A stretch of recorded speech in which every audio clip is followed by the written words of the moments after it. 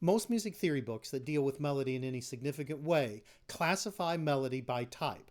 By far, the most commonly described type of melody has an antecedent-consequent structure. We've talked about this structure in previous videos.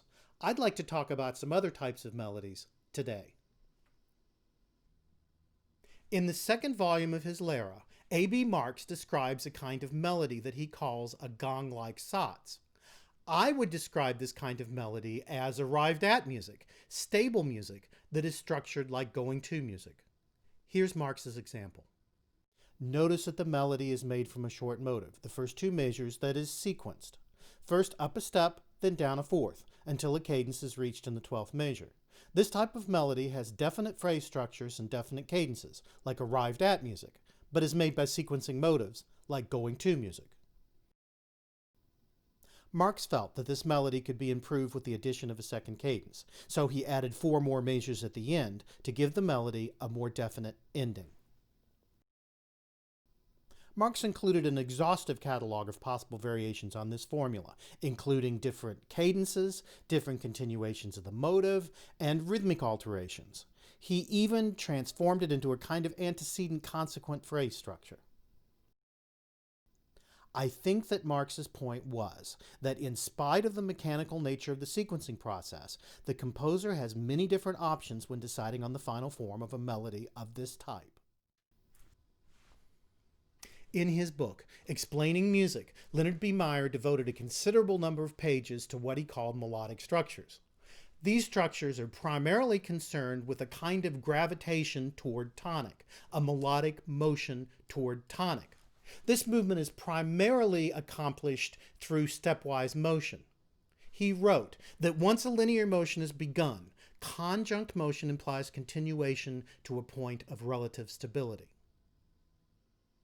This is not to say that melodies are comprised only of half steps and whole steps, or that they have to fall directly back down to tonic. For example, Leonard Meyer's melodic type, the gap fill melody, begins with a leap, usually an upward leap, that is followed by a scale that fills in the gap.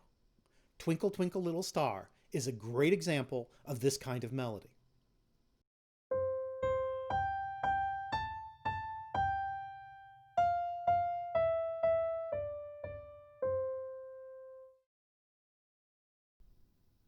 Melodies can be based on arpeggiated triads rather than scales.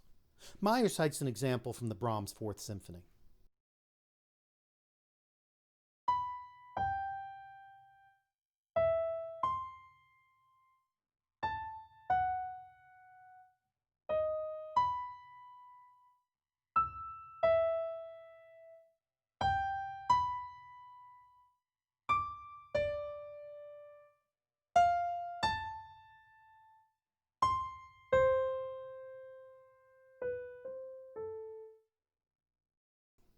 In addition to being constructed from intervals based on arpeggiated triads, notice that this melody is an example of Marx's gonglike saat.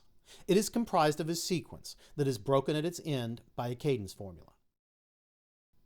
Meyer also talked about complementary melodies, where the phrases of the melody complement rather than repeat each other. The theme to the Haydn binary form we examined in the first video of this series is just such a melody. The first phrase of that theme is a descending scale. The second phrase is an ascending scale. They complement each other. Meyer also talked about axial melodies, melodies that hover around a drone. The first theme of the last movement of the New World Symphony follows this model.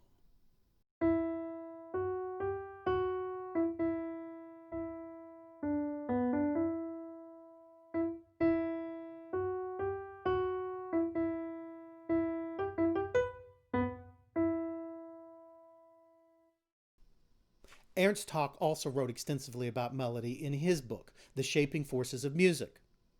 He talked about the encircling approach, at its simplest a form of Meyer's axial melody, and about what he called the wind-up.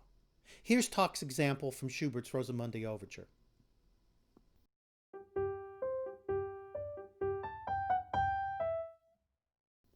Notice that the two eighth note Gs begin the gesture, fall short of their goal, try again and get closer by leaping a larger interval, and finally make it all the way up to the A on their third try. This is an example of what I describe to my students as an evolving melody. What I mean by this is it's based on a melodic seed. The seed tries to grow in one direction and then another, having lots of false starts before finally taking its final form.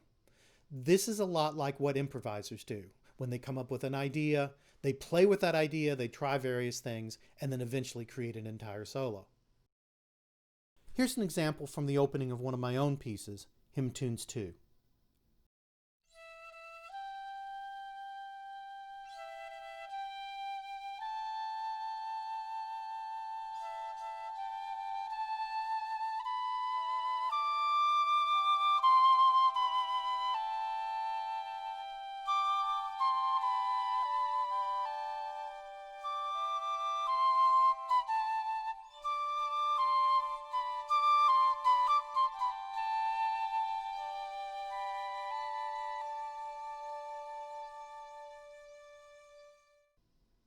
In addition to melodic types, Toke was also interested in melodic shapes. There is a specific shape that's associated with Western narrative art, art that unfolds over time. This shape rises to a climax about 3/4 of the way through and then falls back down again.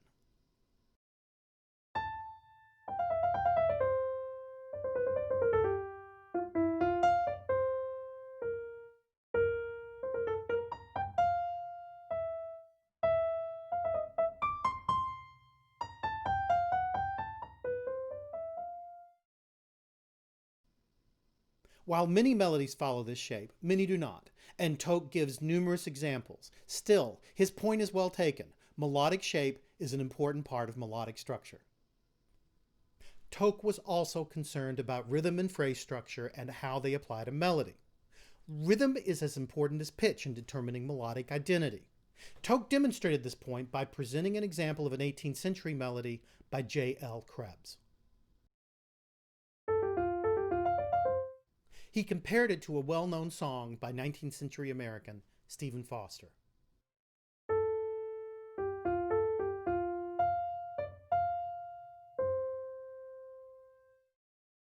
Both have identical pitches, but they sound nothing alike because their rhythms are different. Toke took to task those of us who teach music theory, who insist that phrases must be 4 or 8 measures long. He wrote, "It seems pertinent to remind ourselves again that the proportions in artistic form do not coincide with arithmetic ones. We observe, on the contrary, that mathematical symmetry is rather apt to render form stiff and dead, and that indeed it is barely perceptible irregularities which infuse life into artistic form." Toke gave as an example a theme from Mendelssohn's Violin Concerto. Marking the phrases in Mendelssohn's theme, this is what I came up with. A 2 measure phrase. A 2 measure phrase.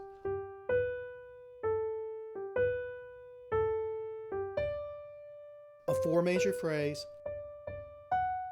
A 2 measure phrase. A 2 measure phrase.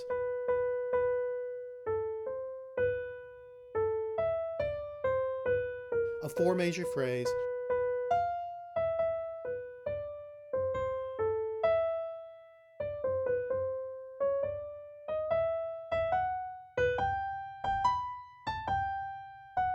An 8 measure phrase. A 3 measure phrase.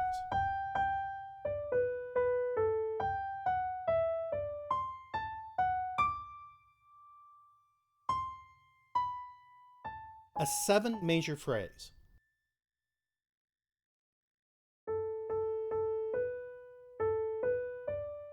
A 3 measure phrase. I think these irregular phrases give a certain momentum to the music that keep it from stopping dead at every cadence point. Anton Rike's Treatise on Melody from 1814 is one of those rare books devoted almost exclusively to the study of melody. The previous Mendelssohn example reminds me very much of the kinds of analyses found in Rike's book. Rike was obsessed with the idea of mapping out melodies in terms of the lengths of their phrases. He was well aware that composers mixed and matched irregular phrases in order to create their melodies.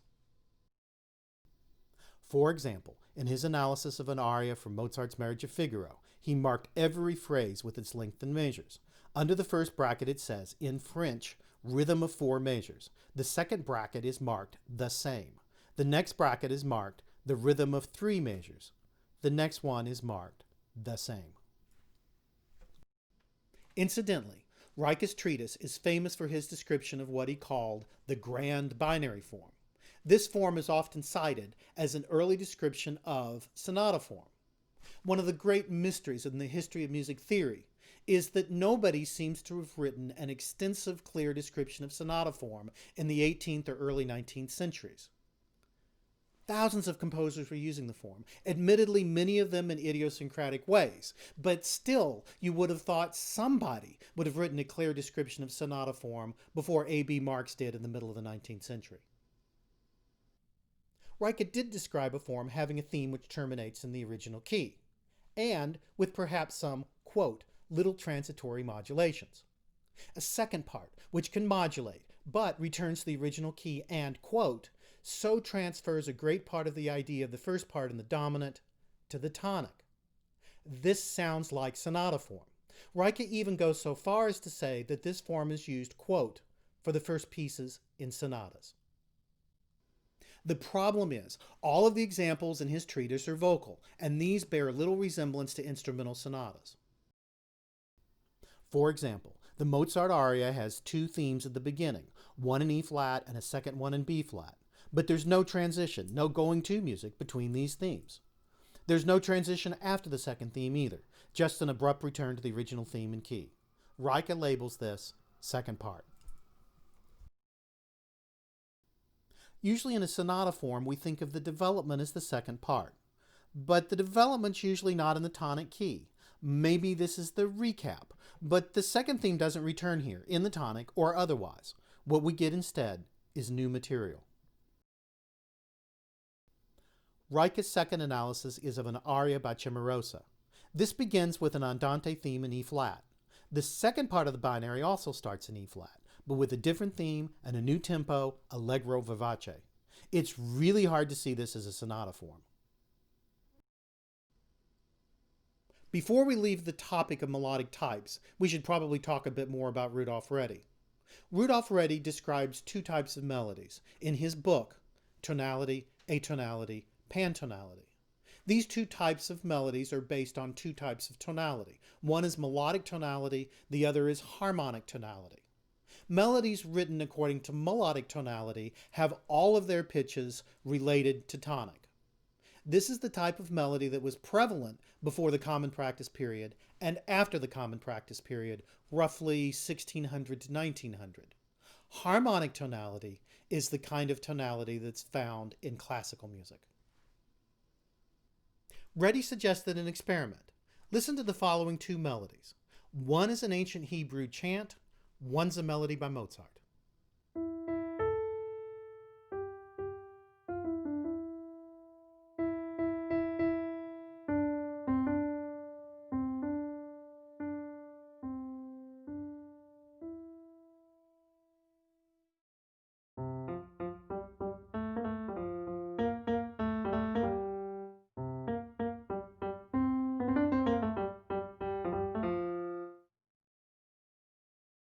To demonstrate that the Hebrew chant is written in melodic tonality, stop at any point and return to the tonic, E.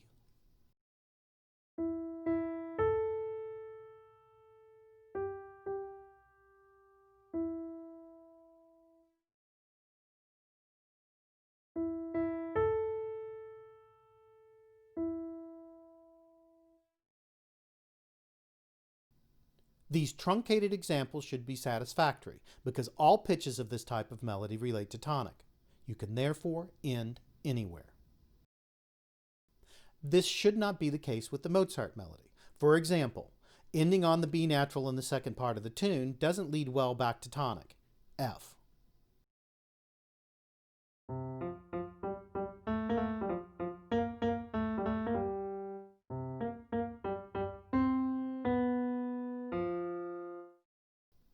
I think this is because the B natural is not really in the key of F. It's in C.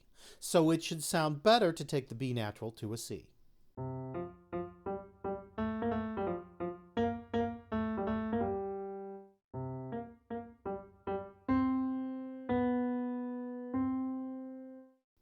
So the Mozart melody doesn't really have a single tonic.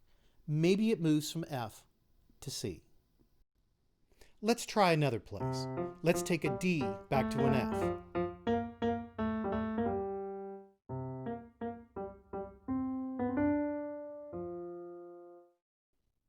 This is better, but still not completely convincing.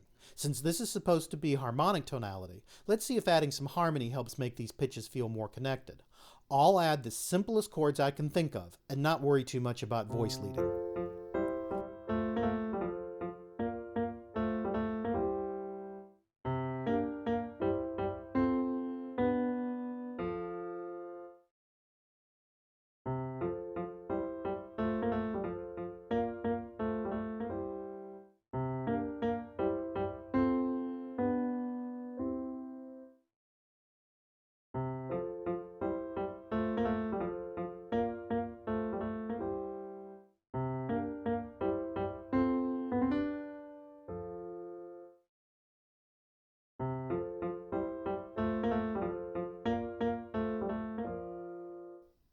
With the exception of the example I arbitrarily resolved to C, the chords make the situation worse instead of better. I think Reddy's right. I think there's a fundamental difference in the way that the pitches of these two melodies relate to tonic. To sum up all that we've done so far, I'd like to quote Rudolph Reddy one more time. He wrote, "There are two form-building forces in music. The one consists of motivic action. There's also a second form-building force in music which models its outward shape. It is the method of grouping. This is what we've been calling melodic building blocks. Many people, and among them many composers, are only aware of the second form-building force, melodic building blocks." So you, apparently unlike many composers, are aware of two shaping forces. One, melodic building blocks, the other, motivic transformation. But there's more to music than structure. We'll talk about that next time.